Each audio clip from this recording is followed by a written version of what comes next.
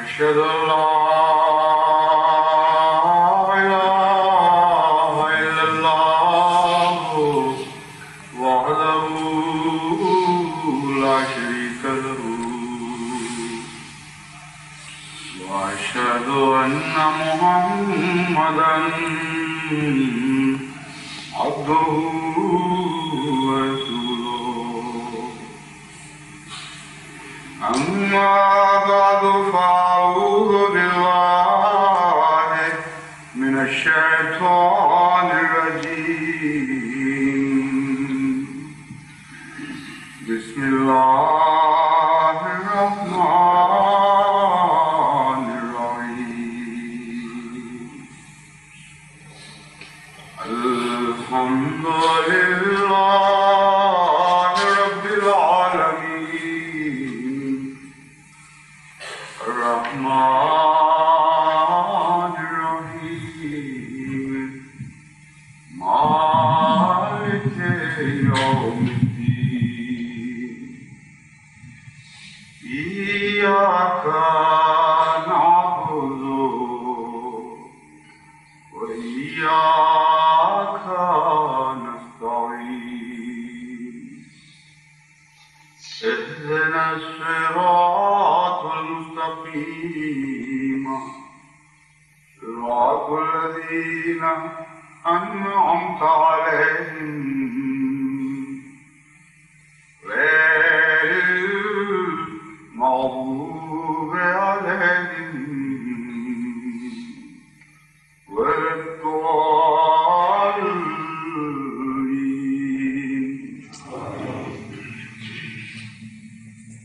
فاتقوا الله يا أولي الألباب أولي الألباب الذين آمنوا قد أنزل الله إليكم ذكر الرسول يتلو عليكم آيات الله مبينات ليخرج الذين آمنوا وعملوا الصالحات من الظلمات إلى النور ومن يؤمن بالله ويعمل صالحا يدخله جنات تجري من تحتها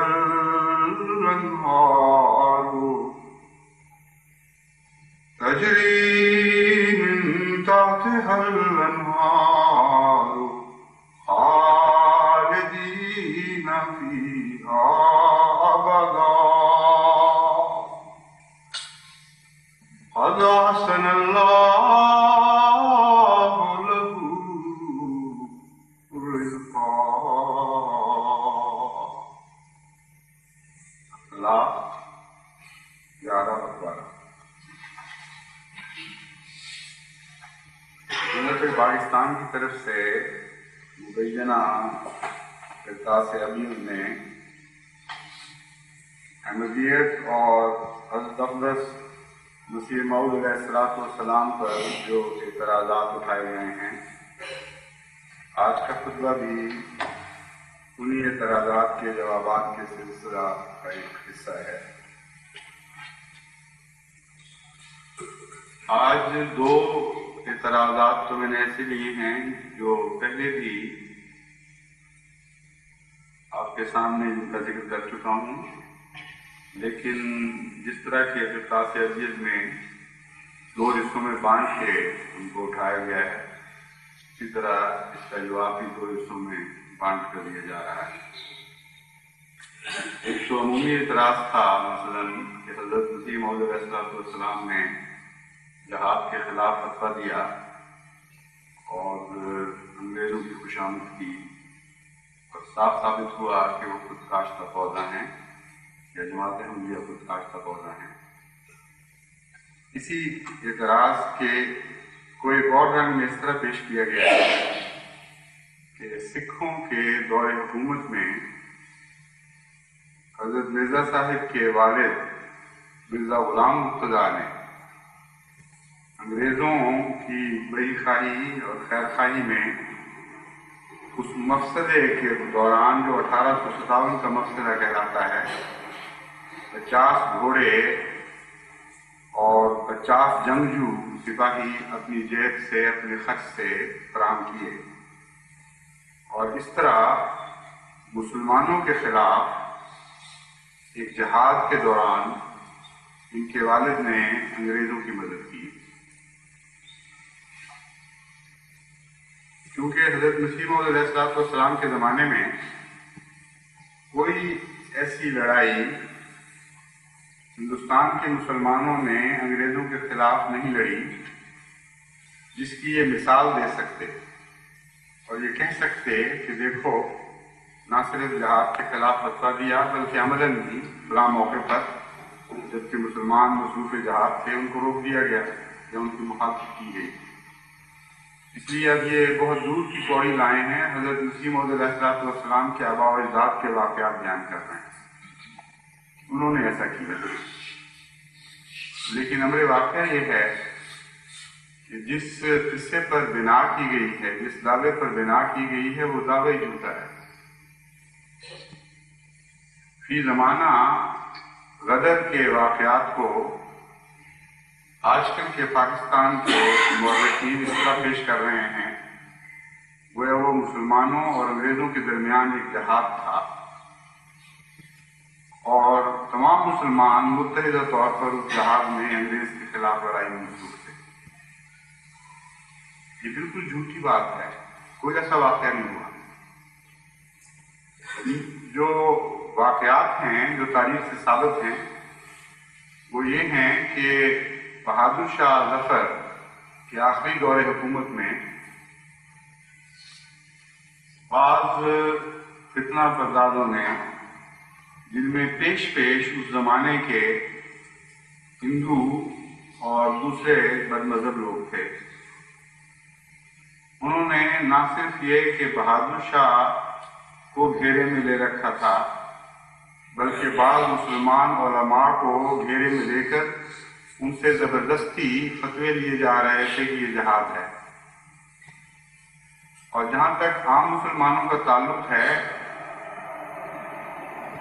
ان میں سے بھاری اکثریت اس میں شریک نہیں ہوئی، بلکہ وہ علماء جو اسلام کے مسائل سے آگاہ تھے، جن میں شعور بھی تھا اور تقویٰ بھی تھا، وہ کھلم کھلا اس کے خلاف فتاویٰ دے رہے تھے اور کہہ رہے تھے کہ یہ ایک فساد ہے، اس کا نام جہاد رکھنا بالکل غلط ہے، بلکہ بڑے سخت لفظوں کے ساتھ ان لوگوں کو یاد کر رہے تھے جو اس میں شامل ہوئے۔ اگر یہ کامیاب ہو جاتا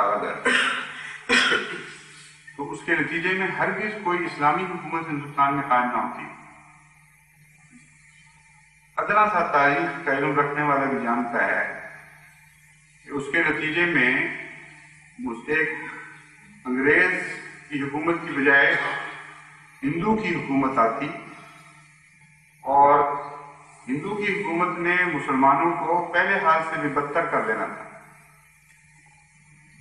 یہ واقعہ رونما ہونے والا تھا جس میں بہت سے باشعور مسلمان علماء نے معاملات کو بھانپتے ہوئے نہ صرف یہ کہ اسے اسلامی جہاد قرار نہیں دیا بلکہ اس کے خلاف فتوے دیے۔